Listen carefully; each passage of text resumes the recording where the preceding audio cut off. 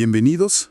Hoy vamos a hacer un análisis bastante detallado de un tema clave, la carga tributaria de la clase media en Chile. Esto pensando en la última década, más o menos 2015 a 2025. Hola, sí. ¿Y cómo esa carga se relaciona con la estructura socioeconómica del país hoy en día? Exacto. Tenemos varios documentos técnicos, algunas simulaciones fiscales también. La idea es, tratar de entender bien las tendencias y cómo se distribuye realmente el peso de los impuestos en este grupo tan grande, ¿no? Precisamente. Y fíjate que lo primero que salta a la vista es un contraste bien fuerte. ¿Ah, sí? ¿Cuál? Que por un lado, la carga fiscal directa, la que viene del impuesto al salario, de la clase media chilena, es relativamente baja si uno la compara con otros países de la OCDE. Ya. Baja tipo. Bueno, bastante más baja que el promedio OCDE. Pero por otro lado, la presión tributaria total, esa se siente mucho más. ¿Y por dónde viene esa presión entonces? Principalmente por el IVA y las cotizaciones obligatorias. Y eso, claro, tiene implicancias importantes sobre qué tan progresivo es el sistema chileno en su conjunto. Ok. A ver, vamos desglosando eso, porque suena un poco contraintuitivo. ¿Cómo ha sido la evolución de los impuestos para esta clase media específicamente en los últimos años? Mira, si nos centramos en el impuesto a la renta, lo que en Chile es el impuesto global complementario o IGC, la mayoría de la gente de clase media cae en tramos donde las tasas efectivas son más bien bajas. ¿Bajas como cuánto, más o menos? Por ejemplo, una simulación para 2024 mostraba una tasa neta promedio para un trabajador, digamos, típico del 7.2%. 7,2. Sí, muy por debajo del promedio de la OCDE, que anda cerca del 25%. ¡Wow! Es harta la diferencia. ¿Y eso por qué? ¿Hay alguna razón que expliquen las fuentes? Los documentos sugieren que se debe en parte a decisiones de política tributaria. Se han mantenido tramos exentos bastante amplios y también hay créditos fiscales que benefician justo a estos segmentos medios. Entiendo. O sea, el impuesto directo al sueldo es bajo comparativamente. Pero entonces, si no es tanto por ahí, ¿dónde está el apretón, digamos? Mencionaste el IVA y las cotizaciones. Ahí está el punto clave. Primero, el IVA, el impuesto al valor agregado. El 19%. Exacto, 19%, que es súper amplio, se aplica a casi todo lo que uno consume. Entonces, claro, la clase media destina una proporción bien significativa de sus ingresos a pagar este impuesto, que es indirecto. Que lo pagamos todos por igual sin importar el ingreso. Justamente.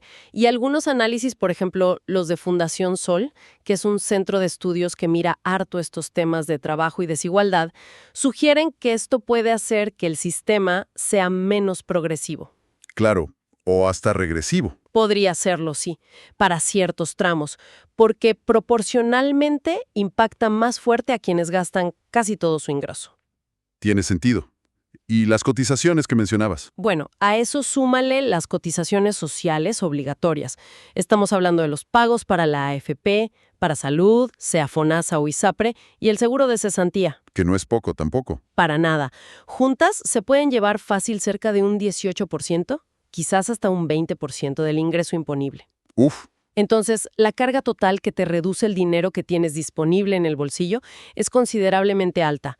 La misma simulación que te comentaba antes. La del trabajador medio. Esa misma, para un sueldo de unos 25 millones brutos al año, mostraba un IGC efectivo de solo 2.3%.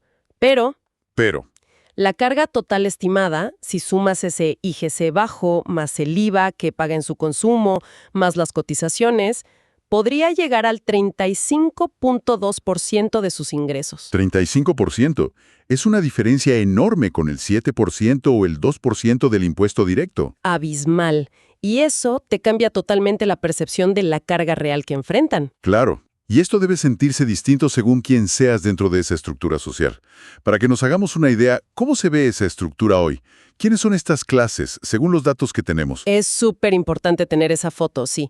Mira, según datos recientes, sobre todo de la encuesta CAS en 2022 y proyecciones del INE, ¿El Instituto Nacional de Estadísticas? ese mismo, la distribución de la población chilena sería más o menos así.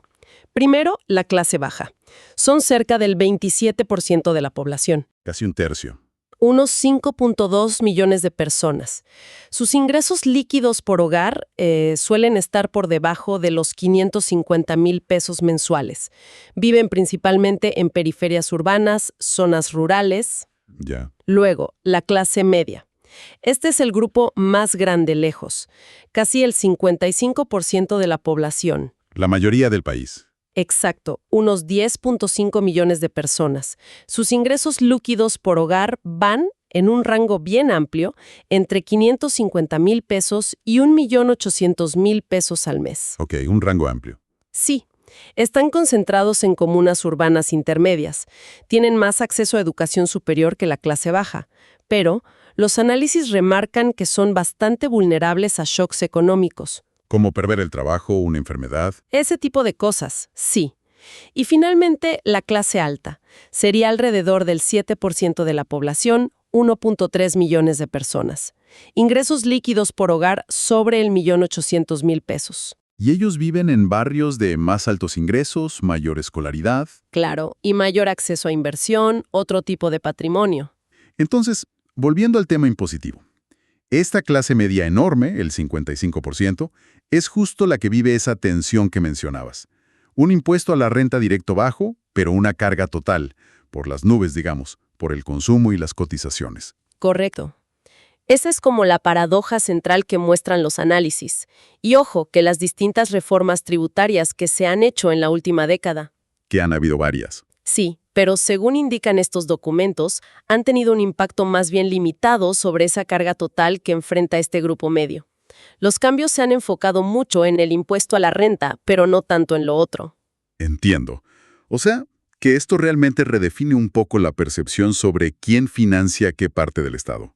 Y quizás sobre qué tan efectivas son ciertas políticas fiscales. Copa la discusión. Es lo que más se debate, sí. Claro, pero no te da para nada la foto completa de la presión fiscal real sobre las familias chilenas, sobre todo las de clase media.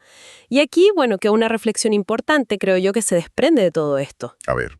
Si la mayor carga tributaria real para esta enorme clase media chilena viene del consumo, del IVA y de las cotizaciones obligatorias, ¿hasta qué punto las discusiones y las reformas, que se centran casi únicamente en mover los tramos o las tasas del impuesto a la renta, pueden realmente aliviar la presión financiera sobre ellos? Claro, o modificar de verdad la progresividad de todo el sistema. Exactamente.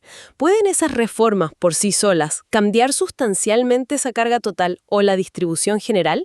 Es una pregunta clave que, creo, emerge fuerte de estos datos.